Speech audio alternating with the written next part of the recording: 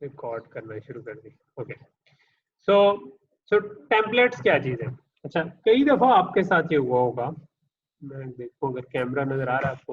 Okay, कई दफ़ा आपके साथ हुआ होगा कि लेट से आपने एक फंक्शन लिखा, लेट से मैं जो एग्जांपल में वही फंक्शन ले लेता हूँ, एब्सोल्यूट लेने। ठीक है, एब्सोल्यूट होता है कि भाई अगर एक नंबर -10 है तो उसको 10 बना दो, और अगर 10 है तो उसको 10 ही रहने दो, यानी नेगेटिव है तो आप उसको पॉजिटिव कर दें और पॉजिटिव है तो उसको नेगेटिव कर दें। ठीक है, तो ये आप लोगों ने कहीं पे देखा होगा, जो बास का हम इस तरह इस सिंबल से शो करते हैं। ठीक है, इसका मतलब होता है एब्सोल्यूट ले लें, एब्सोल्यूट का मतलब है उसको पॉजिटिव बना दें। ठीक है, तो ये तो आपको आइडिया है। लेट से आपने इसके लिए एक फंक्शन लिखा जो एक इंटीजर लेता था इनपुट, और इंटीजर ही आउटपुट कर देता था। ठीक है, और उसके अंदर आपने इसका कोड लिख लिया।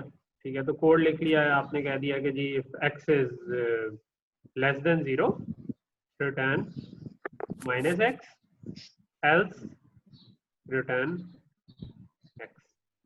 ठीक है, तो इसका मतलब है कि अगर वो माइनस में हुआ तो उसको माइनस दोबारा करेंगे तो पॉजिटिव हो जाएगा, वरना अगर पॉजिटिव ही है तो बस ठीक है। ठीक है, तो ये आपका फंक्शन बन गया। ठीक है, इसी को छोटा करके भी लिख सकते हैं, एक कंडीशनल स्टेटमेंट होती है जिसमें हम कहते हैं कि रिटर्न,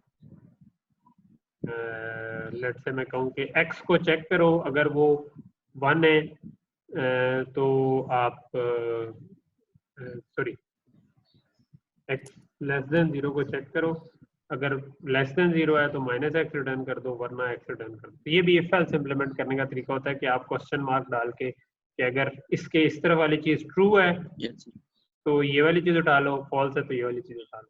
ठीक है, तो ये आप असाइन कर सकते हैं इस चीज। अच्छा, अगर लेट से कि मैंने फंक्शन इंप्लीमेंट किया, अब मुझे यही वाला फंक्शन चाहिए फ्लोट के लिए, तो मैं एक और दफा एब्सोल्यूट लिखूंगा जिसमें मैं इन जगहों पर लिख दूंगा फ्लोट।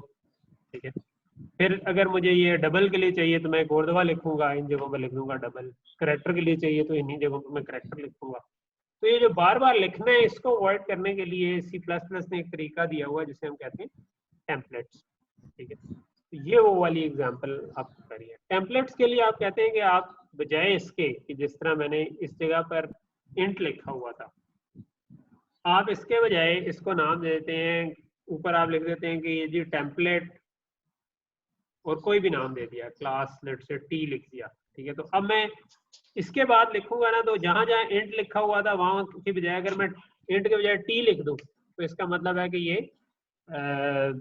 टी कोई भी टाइप के लिए इम्प्लीमेंट हो जाएगा। ठीक है, तो ये हमने यहाँ पर किया हुआ है कोड में। अगर आप देखें, हमने कहा हुआ टेम्पलेट क्लास टी, नीचे हमने यही काम ही किया हुआ है कि टी अगर ये यानी इंट हुआ तो ये इंट बन जाएगा, फ्लोट हुआ तो फ्लोट बन जाएगा, डबल हुआ तो डबल बन जाएगा, एब्सोल्यूट इधर भी इंट लिखा हुआ था उधर हमने टी लिख दिया। और अंदर का कोड में इस केस में कोई चेंज नहीं आई क्योंकि अंदर कहीं पे हमने कोई इंट या वो डिक्लेयर ही नहीं किया। अब अगर मैं मेन में जाऊं तो मेन में हमने डिफरेंट टाइप के, इंट टाइप का, लॉन्ग टाइप का, डबल टाइप का जो है डिफरेंट नंबर्स किए हुए, एक पॉजिटिव और एक नेगेटिव। ठीक है, और इन सब पे एब्सोल्यूट कॉल किया हुआ है कि भाई इसकी एब्सोल्यूट वैल्यू ये आ रही है। एब्सोल्यूट ही हमने हर एक के ऊपर 1 2 3 4 के ऊपर। तो अगर मैं रन करूं तो आप देखेंगे कि ये बिल्कुल ठीक ठीक चलता है, ये खुद ही से बाकी, यानी कि 5 का एब्सोल्यूट 5 ही आना था, -6 को +1 जाना चाहिए था। फिर लॉन्ग में हमने 70,000 किया हुआ था, वो 70,000 रहा, -80,000 प्लस हो गया। तो ये काम ठीक ठीक कर रहा है। पॉइंट्स में भी इसी तरह हुआ 9.95, और डबल जो था वो भी चल रहा है, हालांकि हमने सिर्फ एक ही फंक्शन लिखा। ठीक है, ये कहलाती हैं आपकी टेम्पलेट्स। ठीक है, कि आप टेम्पलेट फंक्शन लिख लें, क्लासेस को भी टेम्पलेट बनाया जा सकता है। ठीक है, ये सिंपल सी एग्जांपल थी। लेट से कि हम इससे थोड़ी सी अगली एग्जांपल पे आ जाते हैं। इसको मैं कमेंट कर देता हूँ, नीचे वाली कर देता हूँ। ठीक है, ये आपकी असाइनमेंट से ज़्यादा क्लोज भी होगी थोड़ी सी। ठीक है, इसके अंदर हमने क्या किया हुआ है कि हमने एक एरे में से चीज़ें फाइंड करने का फंक्शन बनाया हुआ। फॉर एग्जांपल मेरे पास ये मैंने एक करेक्टर एरे, इंटीजर एरे और लॉन्ग और डबल डिफरेंट तरह की बनाई हुई है, और हम लेट से कि इस एरे में 5 को फाइंड करना चाहते हैं। तो 5 इसमें एग्जिस्ट करता है, तो इसको इट शुड रिटर्न कि हाँ जी 5 मुझे मिल गया। अगली दफ़ा में हमने 6 फाइंड किया, वो उसको नहीं मिलना चाहिए। ठीक है, तो हमने फाइंड का फंक्शन बनाना था। फाइंड का फंक्शन क्या करेगा, एक एरे में जाकर शुरू से एंड तक जाएगा, एरे के स्टार्ट से लेकर एंड तक, और अगर उसको जो आपने कहा हुआ है कि जो वैल्यू फाइंड करनी है जो CH है, अगर वो उसको मिल गया उसके अंदर, ठीक है, एरे के अंदर, तो वो कह देगा कि हाँ जी ये मिल गया, ठीक है। तो हमने क्या किया हुआ, हमने कहा कि जो सी वैल्यू फाइंड करनी है और एरे का पॉइंटर इसको पास करते हैं, ठीक है, जो कि एरे का नाम ही होता है, मतलब एरे का पॉइंटर, तो एरे का नाम उसका पॉइंटर ही होता है, तो एरे इसको पास करेंगे, उसकी जो वैल्यू ढूंढनी है, और साथ हम इसको साइज पास करें, और अंदर हमने लूप लगाया हुआ है कि यार j is equal to 0, j less than size j plus plus, और अगर ये जो हमने jth जो 0 पहला देखेंगे, फिर 1 देखेंगे, फिर 2 देखेंगे, तो जिस इंडेक्स पे भी आपको ये मिला वैल्यू से मैच कर गया, तो हमने वो इंडेक्स रिटर्न कर देना है। तो अगर वो आपको मिल गया तो आपको इधर 0 से लेकर उस इंडेक्स तक वैल्यू आएगी, वरना अगर ना मिला, पूरा कंप्लीट हो गया, तो -1 रिटर्न कर, ठीक है।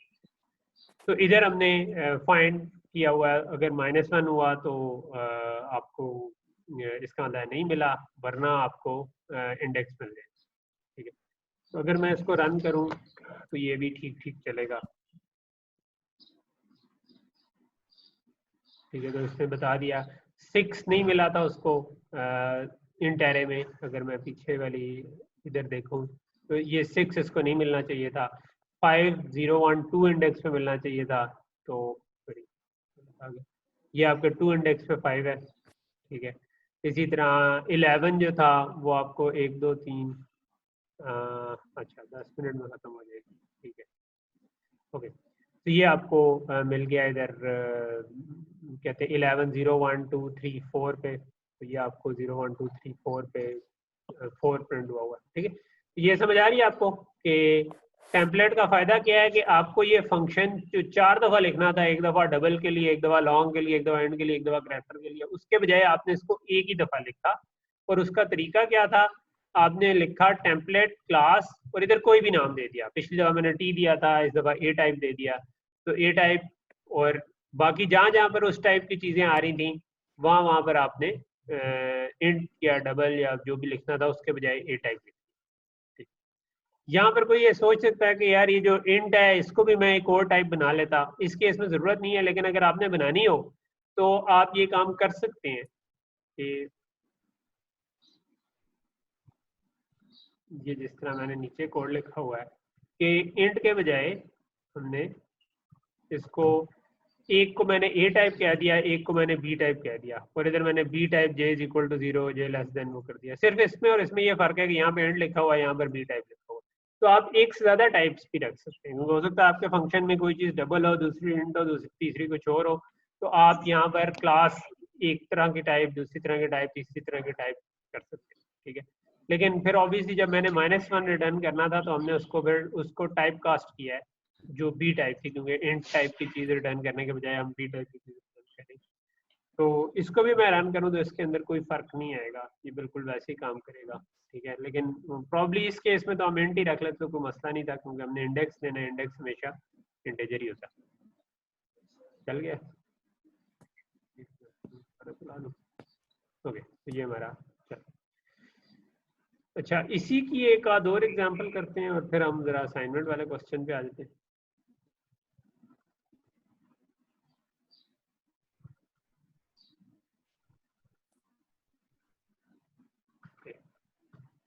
ये हमारी जो हमने क्लास में स्टैक की एक एग्जांपल की थी जिसमें हम पुश और पॉप कर रहे थे, अगर आपको याद हो, ठीक है। तो अब हमने सिर्फ फर्क ये किया है कि वहां पर हमने इंट रखा हुआ था, इंट के बजाय हमने ऊपर क्लास के ऊपर लिख दिया टेम्पलेट क्लास टाइप, ठीक है। और उसके बाद आपने उस टाइप को यूज किया, ठीक है। तो जहां जहां पर इंट आ रहा था पुश या पॉप करते हुए, वहां पर हमने टेम्पलेट क्लास रख दी, ठीक है। सिर्फ ये जो इंडेक्स है इसको हमने चेंज नहीं किया, क्योंकि इंडेक्स हमेशा इंटीजर ही होता है। तो इससे अब ये जो स्टैक की क्लास है ये किसी भी टाइप पे चल जाएगी, पहले हमने सिर्फ इंटीजर पे चलाई थी, अब हम इसको किसी भी टाइप पे चला सकते हैं, ठीक है। फॉर एग्जांपल इंटीजर या फ्लोट पे हमने शायद चलाई थी, तो इधर हमने ये फ्लोट के लिए भी स्टैक की ऑब्जेक्ट बनाई और लॉन्ग के लिए बनाई और इस दोनों को चला कर देखी, ठीक है। इधर आप अगर देखें तो ये हमने अच्छा, अब क्लास की ऑब्जेक्ट डिक्लेयर फिर करते हुए हमें एंगल ब्रैकेट्स के अंदर बताना पड़ेगा कि ये किस टाइप की चीज बनाई। और यहाँ पर जरूरी नहीं है कि हम इंटीजर फ्लोट वगैरह बनाएं, कल को आपने पर्सन की क्लास बनाई है तो आप पर्सन की क्लास का स्टैक भी इधर बना सकते हैं, ठीक है। तो ये टेम्पलेट्स बहुत यानी कि जबरदस्त चीज है कि आपने एक दफा चीज बना ली तो वो सब चीजों पर चल जाएगी, ठीक है, एक दफा टेम्पलेट सही तरह से बना ली। तो ये वाली एग्जांपल जो है ये आपको ये काम दिखा रही है। तो ये देखें कि ये पुश हुए थे 3 3 2 2 2 1 1 1, तो पॉप 1 2 3 पुश किया था तो पॉप होते हुए ऑपोजिट ऑर्डर में आए। इसी तरह 3 4 3 5 किया था और 2 1 किया था तो वो ऑपोजिट ऑर्डर में, जिस ऑर्डर में पुश किया था उसके ऑपोजिट ऑर्डर में बाहर आ गए। इसी अगली एग्जांपल में इसी को लिखा हुआ है, सिर्फ इसमें हमने पुश और पॉप के फंक्शन जो हैं वो क्लास के अंदर लिखे हुए थे। अगर हमने क्लास के बाहर लिखने हो तो उसके सिंटेक्स में थोड़ी सी चेंज आती है, और वो चेंज ये होती है कि यहाँ पर आपको ये जो पुश का फंक्शन है उसमें आपको जो क्लास का नाम लिखना है उसके साथ दोबारा ये टेम्पलेट क्लास ऊपर लिखना है, ठीक है। टेम्पलेट क्लास लिखना है, साथ इधर बताना है कि इसी टाइप की क्लास के लिए ये कर रहा है। ये एक एक्स्ट्रा स्टेप आपको आएगा अगर आपने क्लास के बाहर फंक्शन लिखा, ठीक है। अब मैं आ जाता हूँ असाइनमेंट में, इसका क्या करना है। असाइनमेंट में बहुत सिंपल क्वेश्चन है, आपको कहा हुआ है कि यार आपके पास एक एरे है, ठीक है, उस एरे का आपने सम करना है, लेकिन वो सम आपने कोई इंटीजर की एरे अज्यूम करके नहीं करना, बल्कि आप इस तरह टेम्पलेट से यूज कर लें। आप मेन में बेशक ट्राई करके देख लें, छोटी सी एरे इंटीजर की बना लें और डबल की बना लें और दोनों का सम सेम फंक्शन से आप कॉल करेंगे तो खुद ब खुद टेम्पलेट से वो हो जाएगा, ठीक है। तो ये हमारी मेन असाइनमेंट थी। तो आई होप ये क्लियर हो गया। Yes sir.